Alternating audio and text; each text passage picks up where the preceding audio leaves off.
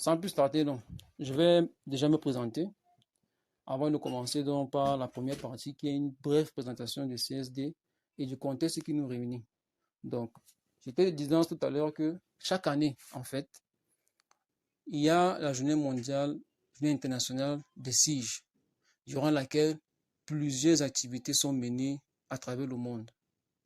Mais avant tout, je suis Mohamed Issou et je suis le président de l'association des cartographes au service du développement.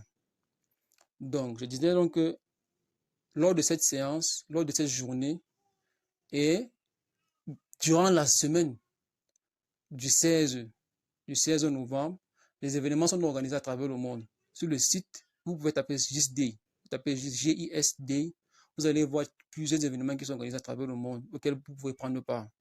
Donc, nous, donc, en tant que cartographes, on a estimé qu'il était important d'échanger, de se retrouver en tant que passionnés des SIG, de se retrouver pour échanger sur les SIG, sur les différentes espérances de tout un chacun, afin que tout le monde puisse bénéficier et qu'on puisse, comment dire, apprendre l'un de l'autre. C'est pourquoi nous avons donc organisé dans cette séance-ci et nous avons choisi cette heure parce que généralement en journée, vous savez que c'est pas évident. D'autres sont en train d'étudier, d'autres sont en train de mener leurs activités professionnelles. C'est pas très évident d'être connecté en journée. C'est pourquoi nous avons opté pour l'heure de 20 heures où généralement les gens sont à la maison, ils peuvent facilement participer. C'est pourquoi nous avons également opté le mode à distance. Car présentement, ceux qui sont au Tchad, qui sont connectés, ceux qui sont à Marois, à Yaoundé, en fait, parce que tout le monde est connecté, quoi. Donc, qu'est-ce que c'est que CSD? Déjà, après avoir planté un peu le contexte qui nous a réunis, parlons un peu de CSD. CSD, c'est une association de jeunes, en fait, de jeunes passionnés par la cartographie. Elle est née dans les années, elle a commencé dans les années 2016. 2016, avec des activités telles que la formation. Et comment est-ce qu'elle naît?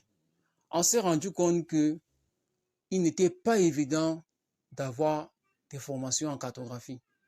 Pour ceux qui, beaucoup, sont passés par les universités, l'aspect cartographique est juste évoqué. C'est ces dernières années, c'est qu'on est un peu accentué sur des aspects pratiques. Mais il y a de cela, nous, c'est la promotion de 2009. 2009 jusqu'à 2015 pratiquement, c'était pas évident en fait de faire de la cartographie sous SIG. Si vous vous rappelez à l'époque, on se déplaçait avec des planches à dessin, avec des routines, les normographes et tout. Pour les géographes, quand je parle, ils comprennent très bien. En fait, les planches à dessin, ça également, tout le monde comprend. Les normographes, c'est un peu ces encres-là, avec des règles, avec des alphabets. C'est ce qu'on utilisait à l'époque. Mais maintenant, c'est un peu révolu.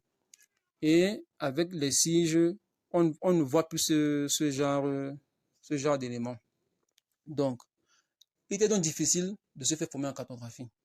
C'est ainsi que nous qui avons eu la chance d'avoir des petites formations, on a donc décidé de mettre en place cette association afin de pouvoir former nos cadets et tout professionnel qui souhaite se faire former en cartographie à moindre coût et de manière accessible.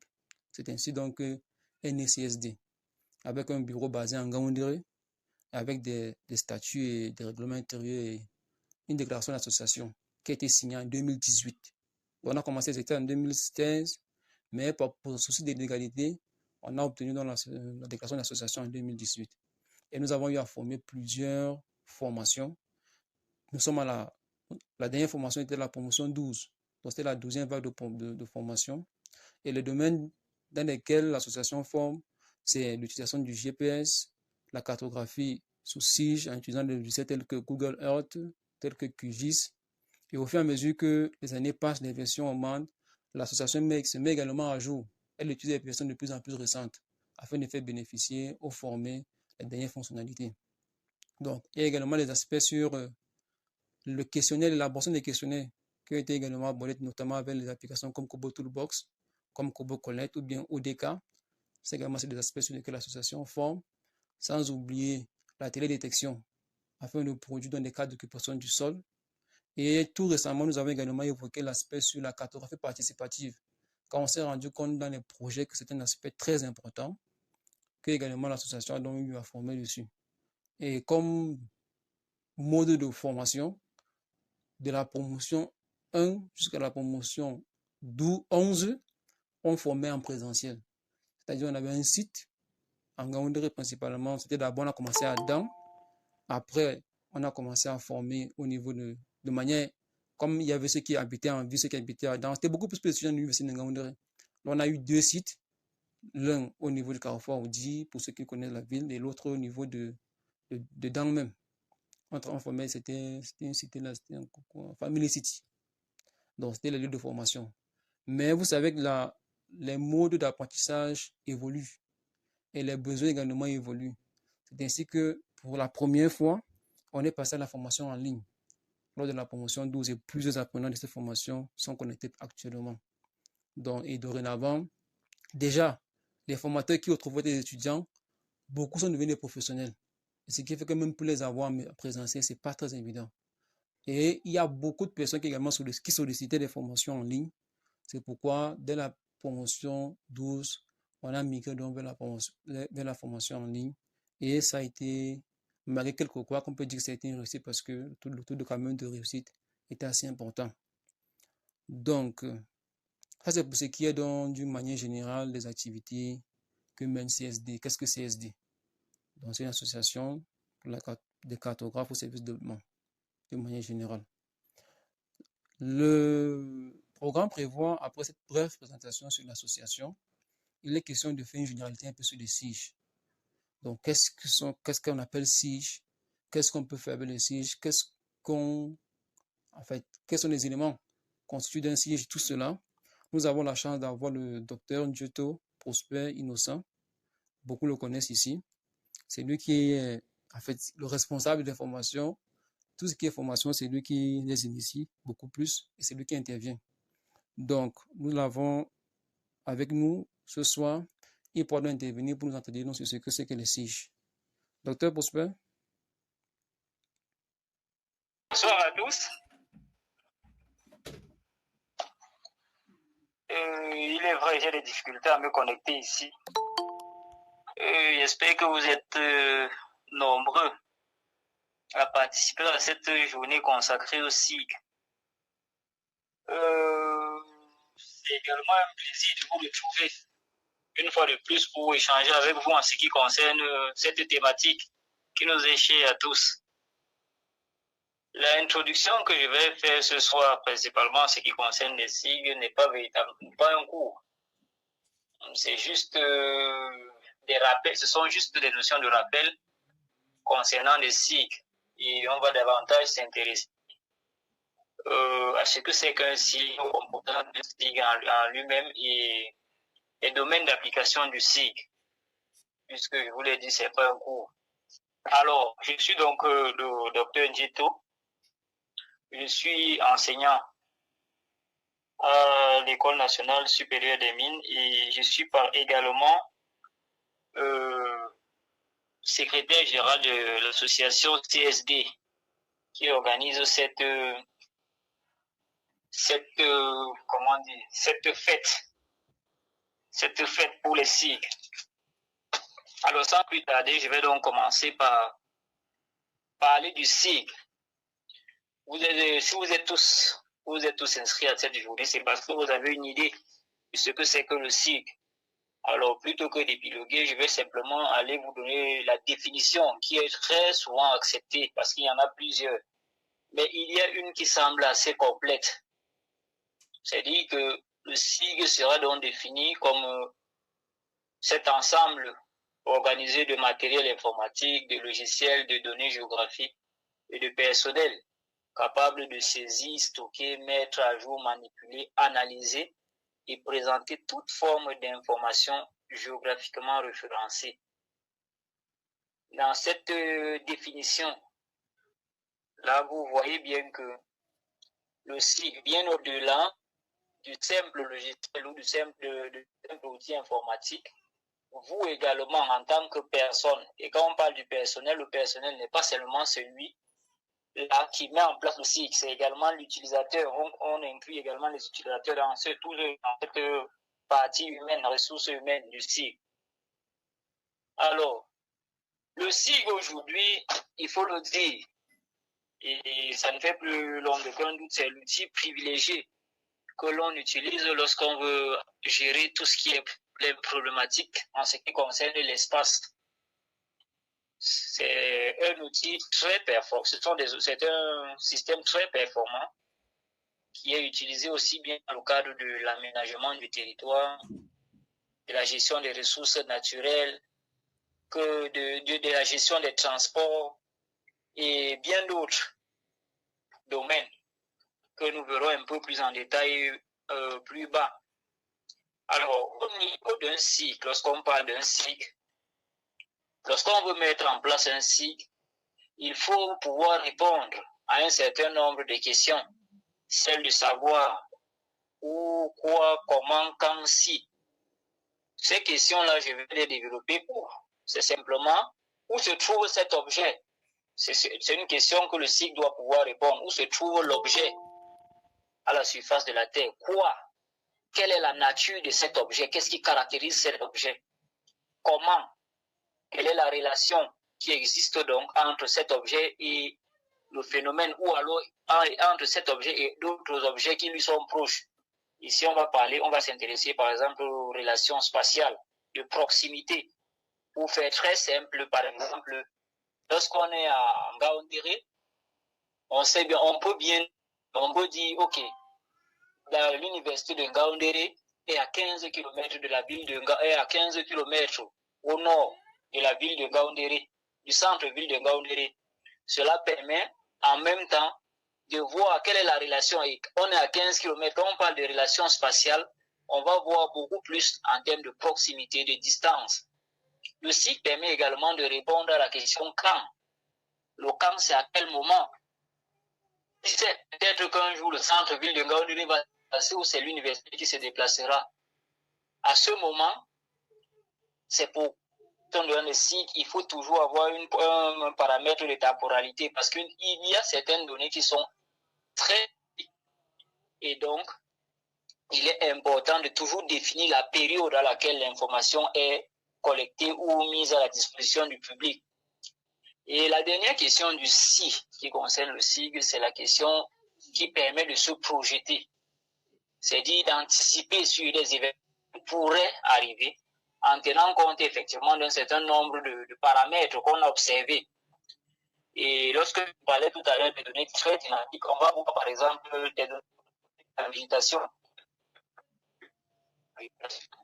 Vous savez bien que on n'a pas la même densité de la végétation, on n'a pas la même quantité de biomasse. À un même endroit, principalement dans nos zones du monde, dans les zones soudaniennes, sahéliennes, où la végétation la biomasse va généralement varier en fonction de la saison qu'il fait. Alors, si dans le SIG on y insère des données, il existe différentes manières d'acquérir dans un SIG. Et vous connaissez quelques-unes de ces manières, puisque vous êtes également des professeurs pour certains, déjà pratiqué. On peut acquérir des données par des campagnes de levée de terrain, c'est-à-dire on va sur le terrain avec soit son GPS et on fait un certain nombre de levées pour collecter des données. C'est par exemple ce qui se passe quand on veut étudier, je ne sais pas, la distribution des ouvrages hydrauliques. On va aller sur le terrain par exemple, relever l'emplacement des forages à l'aide d'un GPS. Dans le SIG également, on peut se servir, on peut utiliser la numérisation. C'est-à-dire, on part d'un fond de carte et on procède à une numérisation. C'est-à-dire qu'on transforme on quitte du fond de carte à des données sous SIG, point de ligne de surface. Ça, je ne veux pas trop rentrer dans ces détails parce que ce sont des données que certains d'entre vous connaissent déjà. Alors, on peut également avoir par balayage électronique, mais ça, le balayage électronique, c'est pour de très grandes structures qui ont des sortes de grands scanners. Et donc, avec le balayage électronique n'est pas très différent d'un scanner. Lorsque vous avez, par exemple, dans un livre, une carte qui vous intéresse, vous pouvez scanner la page, l'importer dans un géoréférentiel importé dans un système d'information géographique pour pouvoir extraire un certain nombre d'informations. On peut également avoir des données dans le site par photogrammétrie, c'est-à-dire mesure sur image. On peut utiliser les images de drone, on peut utiliser les images de satellite, et ainsi de suite. On peut avoir par télévision des données par télédétection. D'ailleurs, vous êtes très nombreux et aujourd'hui, ce n'est pas secret pour personne. Google Earth existe et est très souvent utilisé aussi bien par des professionnels que par des amateurs en vue d'explorer des endroits qui sont difficiles d'accès ou alors où l'on souhaite se rendre. On peut également, et ça c'est avec le développement d'Internet, on peut également importer simplement des bases de données existantes parce que Internet aujourd'hui fait partie entière des systèmes d'information géographique. Certaines données, certaines bases de données spécialisées, par exemple GADM, si vous tapez GADM, c'est un site où vous pouvez avoir des bases de données pour certains, pour des pays. Et donc, on peut simplement importer. Vous avez OpenStreetMap qui se connecte à la plupart des sites et permet d'extraire un certain nombre d'informations. Ça, c'est en ce qui concerne les sites, l'acquisition des données. Alors, le site, dans la définition que nous avons donnée précédemment, a également une fonction d'archivage. Qui dit archivage et stocker l'information en toute sécurité. C'est-à-dire, on stocke l'information, on organise, on stocke l'information en toute sécurité. Et pour archiver dans l'information, on a un certain nombre d'exigences. C'est ce qu'on va très souvent appeler les métadonnées. Ce sont toutes ces données-là qui permettent de décrire en détail l'information qui est archivée. Qui elle a été collectée, l'information a été collectée, de quelle manière, qui a collecté l'information, à quelle période, ainsi de suite. Au niveau de l'archivage aussi des données, on ne va pas oublier la composante informatique très importante qui est le disque, du moins l'espace de stockage, parce que lorsque vous faites des cycles, généralement les cycles sont très gourmands en espace de stockage, principalement lorsque vous y intégrez la télédétection. Alors la fonction d'analyse, quant à elle, ce sera une fonction, c'est celle qui va vous permettre de pouvoir extraire, pouvoir extraire l'information que vous recherchez à partir d'une base de données. Cette fonction d'analyse va très souvent recourir à des langages informatiques tels que le SQL pour pouvoir analyser l'information. On va également utiliser des outils de statistiques pour pouvoir également analyser l'information. Également, le SIG permet l'affichage des données parce que tout ce que nous faisons, nous ne parvenons pas, justement, en tant que géomaticien, expert en SIG, sigiste. Si nous ne parvenons pas à restituer l'information au grand public, alors ça reste encore moins, on n'a pas atteint le bout de la chaîne. Et donc, l'affichage, aujourd'hui, les mises en page, la plupart, et d'ailleurs, il faut le dire, aujourd'hui, il y a de plus en plus de cartes qui sont produites. Les cartes sont de plus en plus produites, aussi bien par des amateurs que des professionnels. Mais une petite différence quand même subsiste entre la production amateur et la production professionnelle. Et cela tient simplement à la formation des uns et des autres. Alors, je disais dans mon propos que le SIG on va le retrouver dans de très nombreux domaines.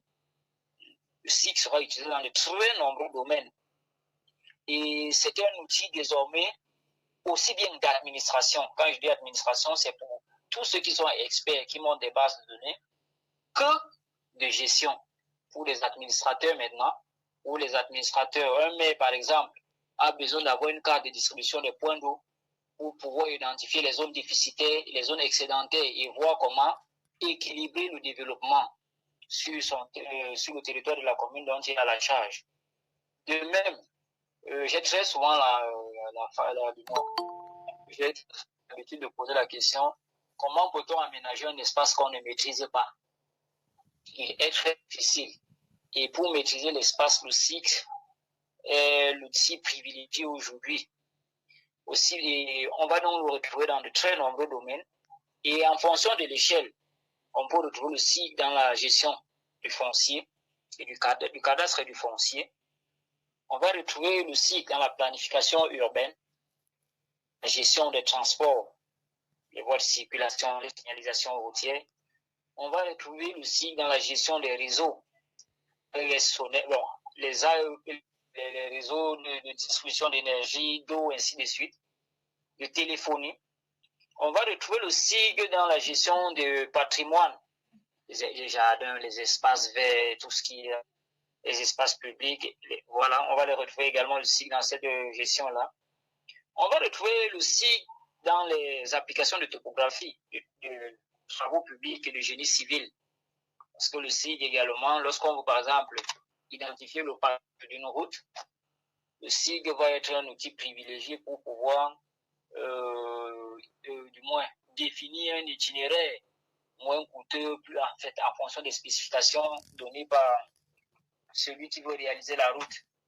Ensuite, on va également avoir le SIG dans des études d'impact environnemental pour évaluer sur le plan spatial l'ampleur d'un phénomène. On va très souvent utiliser le SIG. Dans les études d'ingénierie routière, construction d'autoroutes, des routes, et ainsi de suite, dans les applications liées à la sécurité civile et à la prévention, on va retrouver également le SIG. Et on va retrouver le SIG dans la gestion des ressources naturelles, la protection de l'environnement. On va retrouver le SIG dans les études de géologie, de climatologie, d'hydrographie. Bref, le SIG sera retrouvé dans de très très grands domaines. Et je suis d'autant plus content parce que dans le programme, il est prévu un partage d'expériences où certains vont effectivement partager avec nous qu'est-ce qu'ils font dans le cadre de leur activité ou à quoi leur sert le SIG au quotidien. Juste pour prendre un peu les devants, moi dans le cadre de mes travaux, que ce soit dans le cadre des travaux de consultation, le SIG est utilisé aussi bien pour la planification que pour la modélisation. Et quand je parle de modélisation, avec le SIG par exemple, et ça c'est dans le cadre de mes travaux académiques, à partir du SIG, on peut, et à partir d'un certain nombre de paramètres environnementaux, on peut par exemple identifier des zones à risque. Et quand il parle de zones à risque, on peut identifier des zones à risque d'occurrence de maladies, de pathologies, de maladies. À partir du SIG, on peut identifier des zones à risque géomorphologique, hydrologique, et même identifier l'importance ou alors la gravité du risque. Parce qu'on arrive à quantifier l'énergie. Par exemple, à partir d'un SIG, on peut quantifier l'énergie qu'un bloc qui dévale une pente pourrait accumuler ou alors pourrait ou transmettre à une batterie. Et cela permet justement de prendre des mesures adéquates pour pouvoir limiter ces risques-là. Donc, le SIG va être utilisé dans de très grands domaines, comme je viens de vous le présenter. Et les échanges d'expériences vont venir enchérir cette partie parce que chacun va également essayer de présenter un peu ce qu'il fait dans le cadre de son activité. Donc, voilà un peu de manière ramassée, de manière vraiment ramassée, parce que je vous l'ai dit à l'entame de mon propos, c'est pas un cours. C'est juste, c'est quoi le SIG? C'est cet ensemble, c'est ce système qui est ensemble constitué de matériel. Quand je parle de matériel, nous tous nous savons bien, le GPS fait partie du matériel du SIG, par exemple. L'ordinateur fait partie. Un ordinateur fait partie avec des caractéristiques, parce qu'il y a des caractéristiques également pour des ordinateurs, des serveurs. C'est le matériel qu'on va utiliser. Lorsque je parle de logiciel, l'un des les plus répandus actuellement, c'est par exemple le QGIS qui est très connu. ArcGIS, ce sont des logiciels très connus d'ici. Mais il en existe une grande kyrielle. Et donc, chacun, en fonction de Global Map, Map Info, tous sont des sites.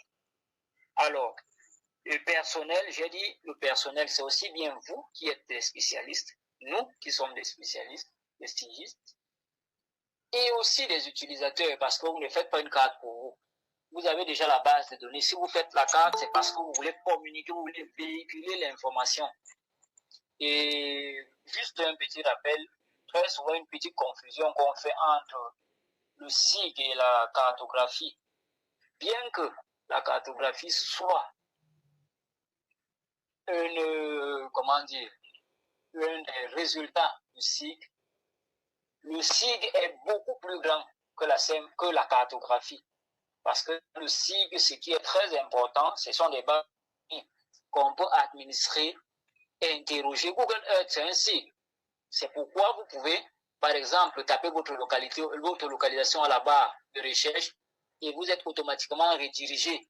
C'est un SIG. Et ça, ce sont des fonctions, des requêtes qui sont implémentées dans ces différents logiciels-là. Donc, voilà de façon ramassée ce que c'est qu'un SIG.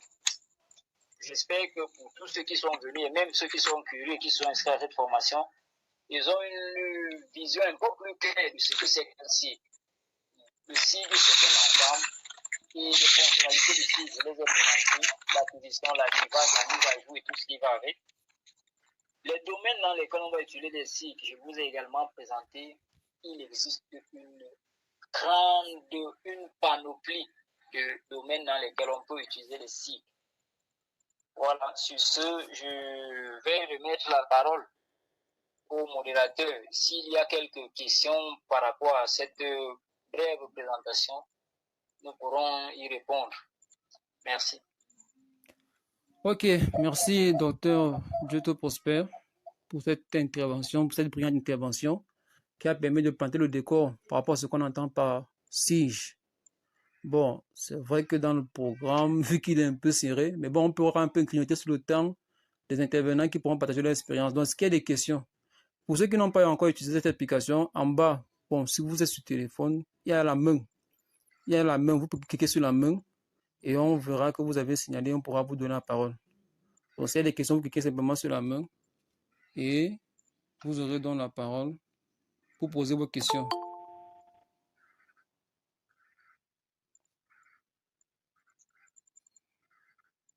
Donc, pas de questions.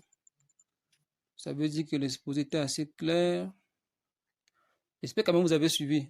Ismaël, juste pour me rassurer, vous avez suivi parce que moi j'ai le téléphone à main, je suis très bien. Oui, j'ai bien suivi. Ok, merci. Bonsoir à tous. Ok, voilà. Vous souvenez également. Donc, de toutes les façons, si vous avez des questions, même après, vous pouvez poser, puisqu'il y a une phase de plus de 30 minutes pour consacrer aux questions.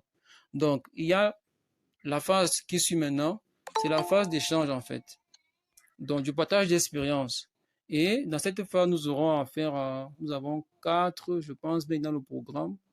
Nous avons déjà M. Fotsi Marcel, ensuite M. Ismail, M. Abdourahim Ben Aman, Mme Naranou Colette et M. Tarek Abdelaziz, qui sont des anciens apprenants de CSD, qui pourront donc nous dire en quelques mots, déjà, de quelle promotion est-ce qu'ils sont, qu'est-ce qu'ils font aujourd'hui avec les SIG, avec qu'est-ce qu'ils font comme activité déjà, et maintenant comment est-ce que les SIG participent un peu à leurs activités.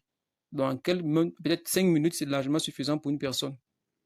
Donc, sans plus tarder, M. Fotsing, est-ce que M. Fotsing nous écoute? Je l'ai vu qu'on a dit tout à l'heure. Donc, si M. Fotsing a des difficultés de connexion, il y a M. Ismaël qui est là. M. Ismaël, vous avez la parole.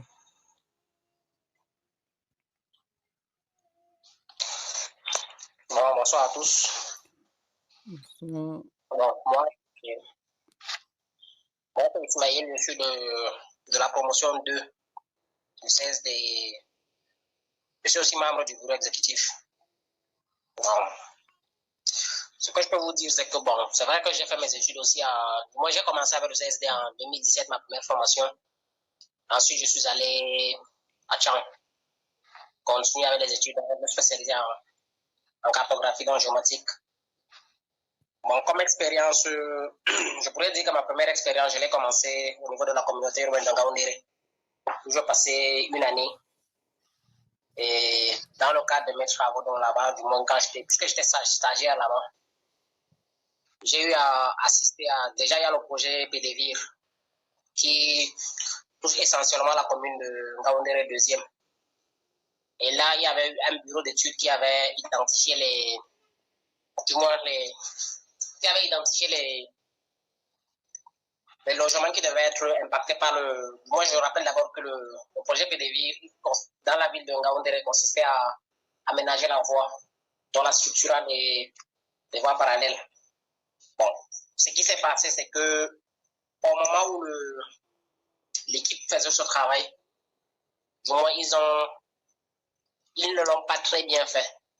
Au point où ceux qui étaient identifiés comme des personnes qui devaient être impactées, on en a eu beaucoup plus. Et là, donc, dans le cas de mes travaux, on est donc reparti sur le terrain pour essayer de redéfinir, pour venir collecter, voir si c'est que c'est lui qui venait poser sa plainte. Cette plainte a été légitime et tout. Donc, au niveau de la communauté urbaine, on a aussi eu à faire un travail sur l'éclairage public. Jusqu'à un moment donné, on s'est rendu compte que il y a l'éclairage public dans la ville de Ngaoundéré, mais ces éclairages-là, même en journée, elles fonctionnaient. On a mis sur pied un SIG qui a donc permis d'identifier déjà tous les lampadaires qu'il y avait. Ensuite, on a fait des requêtes pour essayer de voir qu'est-ce qui n'allait pas, pourquoi est-ce que ces lampadaires-là fonctionnaient en journée et tout. Et on a mis sur pied un système qui pouvait donc permettre même lorsqu'il fallait arranger ces lampadaires-là, on savait déjà comment s'y prendre. Bon, depuis bientôt 1 an, je suis dans la ville de Garoua et je travaille avec un monsieur qui a une organisation, une ONG locale, et je suis aussi en quelque sorte consultant au niveau du programme ABC PADER. Bon, là, dans le cadre de mes travaux avec ABC PADER, moi, on parvient déjà puisqu'ils ont ces activités dans 8 communes. Maintenant, ce que nous faisons, c'est en utilisant les SIG pour pouvoir donc identifier les bénéficiaires et faire une sorte de coloration, de corrélation entre l'activité, du moins les activités qu'on mène sur le terrain et les bénéficiaires. Bon, le dernier projet dans lequel nous avons assisté, c'est le PLAT. Et je rappelle là que le PLAT, c'est le tout premier document qu'on avait élaboré au Cameroun. Bon, il y a aussi le docteur Ndjoto qui nous a même assisté dans le cadre de ce travail. Dans le PLAT, c'est en quelque sorte un document de planification, puisque c'est le plan local d'aménagement et du développement durable du territoire. C'est un projet qui a été mis sur pied par ABC PADER en partenariat avec le MINEPAT, puisque on s'est rendu compte que dans les années antérieures, on a plusieurs documents de planification, mais ces documents, c'est au niveau national, c'est au niveau régional, mais au niveau de la commune, il n'y a pas de documents. On a donc mis sur pied le PLAT, et dans le PLAT, on a donc utilisé des SIG pour pouvoir identifier déjà. Bon, on a fait des planifications au niveau villageois. Maintenant, puisque ce sont des projets qu'il fallait implémenter dans tous les secteurs que vous connaissez, dont la santé, l'éducation, l'eau et l'énergie, donc dans tous ces secteurs-là. Maintenant, puisqu'il va falloir mettre sur pied des projets, il fallait donc utiliser les SIG pour pouvoir revoir la distribution. Il y a spatialement, puisque vous allez venir dans une communauté va vous dire qu'ils ont besoin d'un forage. Tous les villages vont vous dire qu'ils ont besoin d'un forage. Mais est-ce que c'est faisable? Est-ce que c'est ce que la loi dit? Puisqu'il y a un certain nombre de paramètres, et on a donc utilisé les SIG pour pouvoir donc résoudre, du moins, trouver le juste milieu.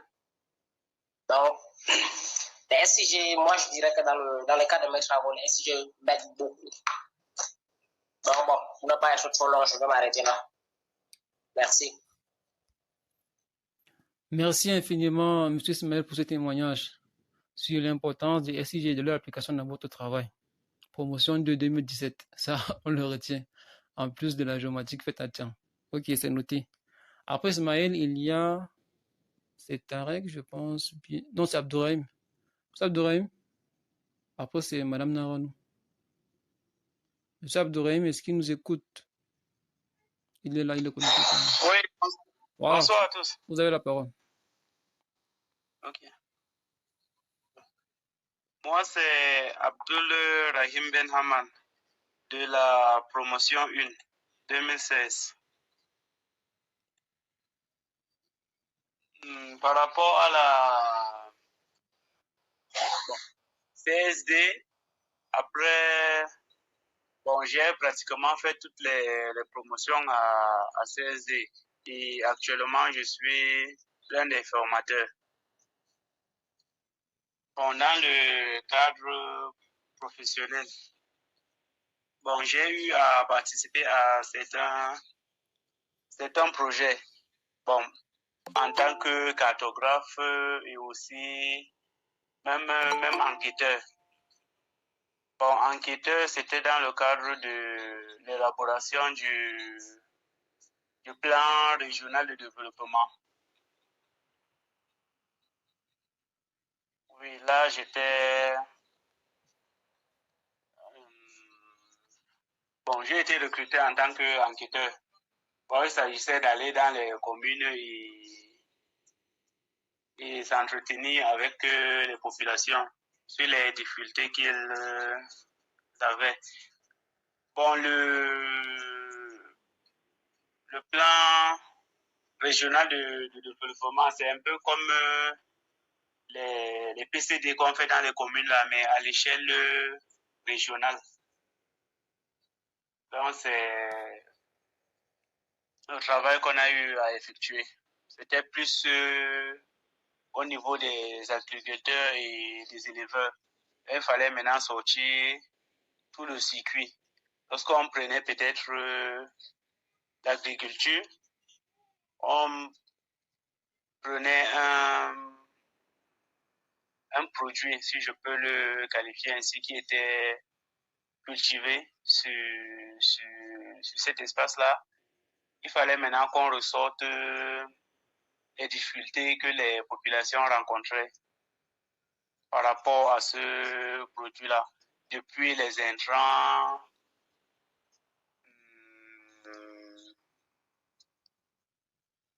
oui, j'ai parlé des intrants, le transport, la commercialisation, bon, en tout cas, tout le circuit qui concernait ce produit-là.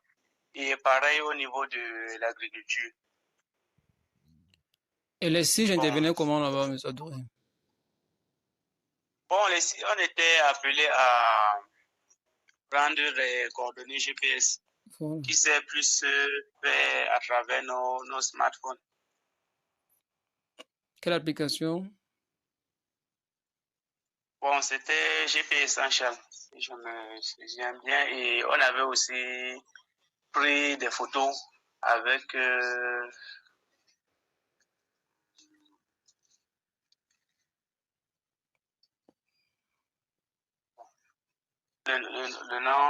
nom m'échappe. Bon, cette application-là qui permettait de prendre des photos avec les coordonnées GPS là. Timestamp. C'est que, oui, avec celui-là. C'était plus dans ce cadre-là. Et en tant que cartographe, il y a eu le projet précédemment évoqué par monsieur Ismaël tout à l'heure, celui de ABC Padé. Dans ce projet-là, j'ai été recruté en tant que cartographe. Bon, là, on a eu à utiliser les smartphones là naturellement, avec GPS Essential pour les coordonnées. Bon, moi, principalement, je devais élaborer des cartes. Donc, j'avais plusieurs cartes à réaliser. Et ces cartes-là allaient dans des documents. Et on avait 3 documents à proposer, en fait, parce qu'on était une équipe On a constitué une équipe avec un agronome. Il y avait 2 cartographes et un sociologue. Bon, c'était cette équipe-là et le projet était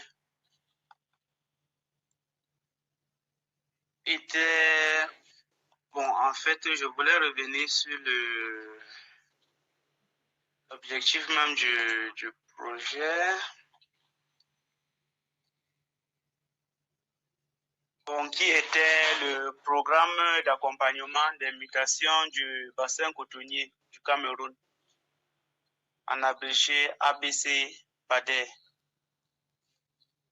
Donc, les localités concernées étaient la Damawa, le nord et l'extrême nord. Bon, c'était plus les communes de l'extrême nord et du nord. La Damawa, il s'agissait tout juste de Gaoundéré 3e. Et comme on avait délimité par l'approche, c'était le bassin versant et non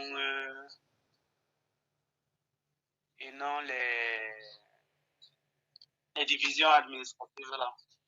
Donc,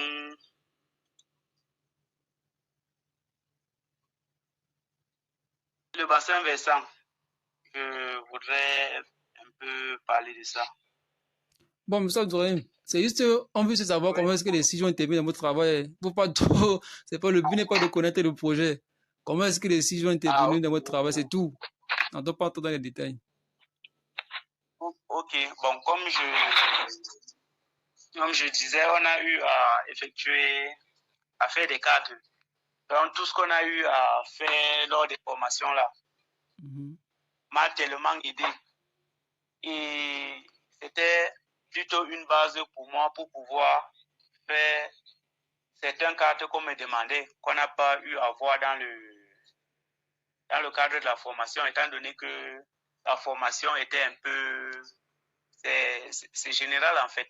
Et on ne touche pas à certains aspects. Donc c'est un peu global. Et lorsque tu arrives sur des projets, on a des cartes spécifiques qu'on te demande de faire que tu ne connais pas forcément. Mais étant donné que tu as tous les éléments pour le faire, c'était plutôt à nous de nous adapter et de pouvoir réaliser ces cartes-là. Bon, comme outil utilisé, Timescam, on a utilisé cela. GP Essential également. Au niveau de... Bon, il fallait l'ordinateur pour réaliser les cartes. On a utilisé Kobo Collector pour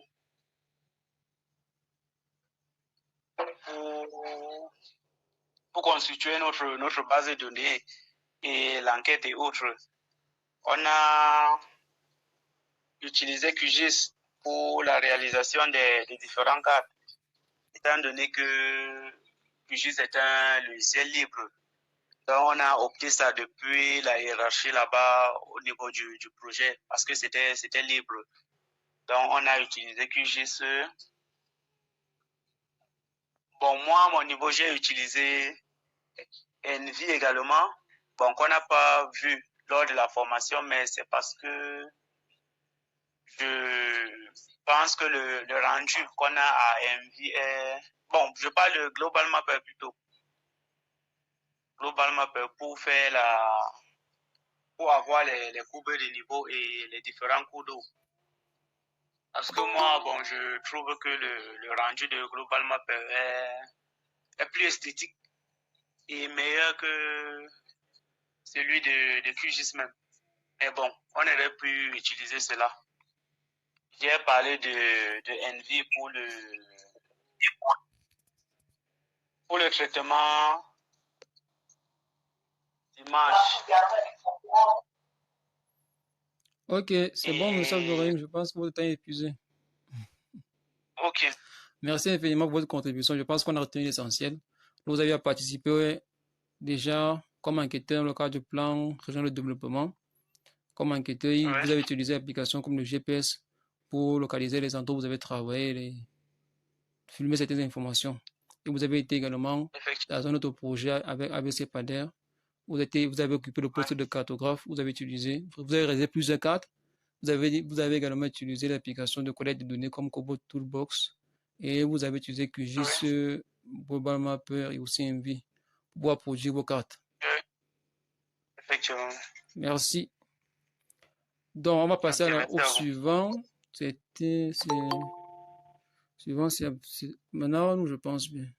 Madame Naranou? Est-ce qu'elle est connectée? Madame Naranou collecte. Ok, vous avez la parole. Ok. Merci, monsieur Mohamed, pour la parole donnée. Bonsoir tout le monde. Moi, c'est Naranou Colette de la 10e promotion 2021. répondre à la question de savoir comment est-ce que les SCG interviennent dans le cadre de mon travail. Je vais dire que dans le cadre de nos activités de terrain, il peut arriver qu'on ne dispose pas de GPS à notre portée. Madame Et Naranou, dans ce cas, oui monsieur. présentez-vous d'abord. Vous faites quoi? C'est important de savoir. D'accord, moi c'est Naranou Colette en service au comité de lutte contre la sécheresse dans le Nord. Nous sommes basés à Garoua.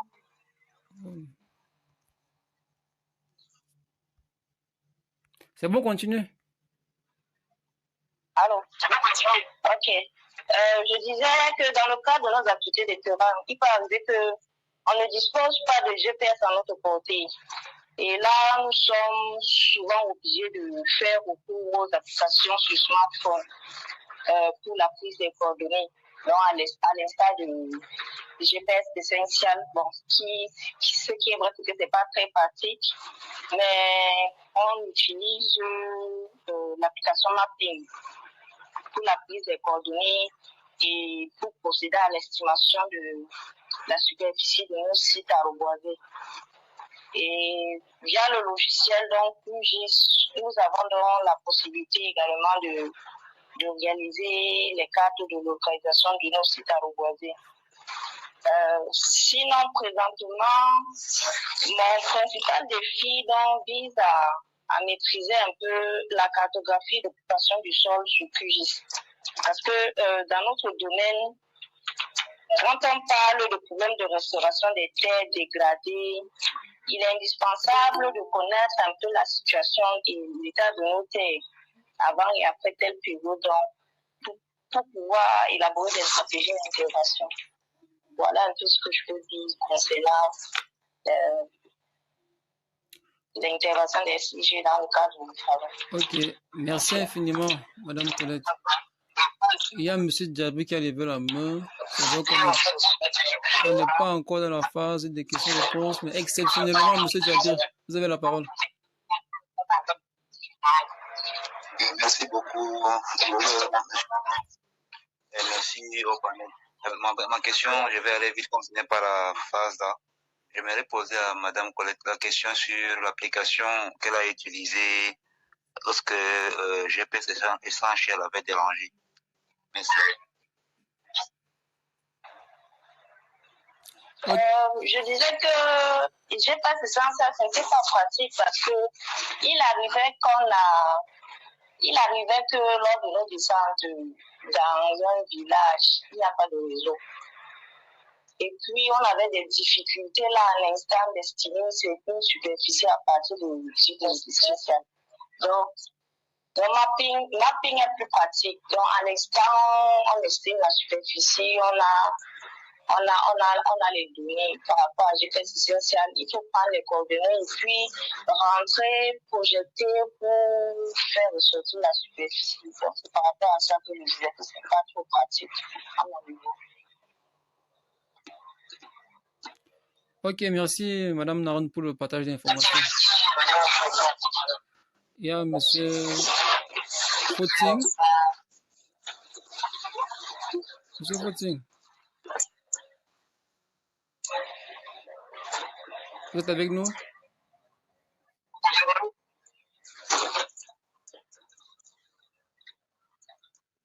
Monsieur Footing est connecté. Bon, en attendant qu'il se connecte, qu'il résout les problèmes de connexion, il y a Tarek. Abdoulaziz Tarek, tu as la parole.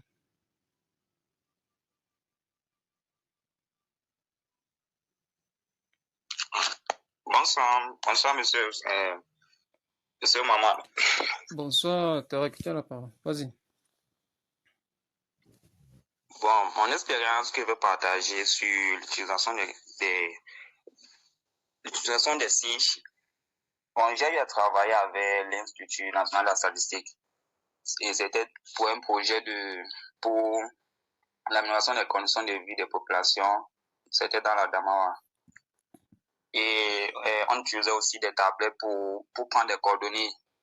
Bon, en faisant j'étais en tant que cartographe. Donc, il fallait dessiner, mais là-bas, c'était pas sur machine, c'était à main. On dessinait à main, sortir les localités, sortir des, en fait, mettre aussi des informations aussi, pour reconnaître sur le lieu. Il y avait aussi, dès qu'on faisait les questionnaires, et on prenait aussi les coordonnées GPS dans la tablette. C'était dans l'application Capi. Et il y avait aussi une application là, MassMe aussi, c'était aussi ça nous aidait aussi à dessiner, à faire la cartographie, puisque avec MassMe, on regardait s'il y a un ménage quelque part ou pas, un truc comme ça. Et j'ai aussi intervenu dans